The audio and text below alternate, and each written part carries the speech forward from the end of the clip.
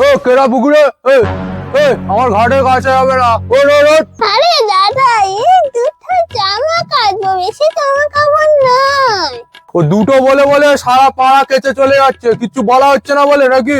ওসব কাছে হবে না। ওট ওট। আরে দাদা, এটা ঝপ করে ধুয়ে নিয়ে চলে যাবো, কিচ্ছু হবে না। টপ করে মাছগুলোও মরে যাবে। না তুই ওট ওট ওট। ও দিদি, হ্যাঁ আসুন আসুন।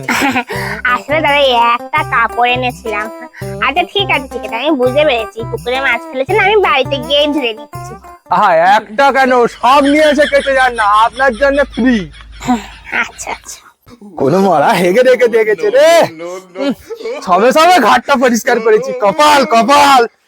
আমাকে যেমন পুকুর ইউজ করতে দেয়নি, আমিও কাউকে পুকুর ইউজ করতে দেবো না। রোজ রোজ এরকম হেগে দিয়ে চলে যাবো।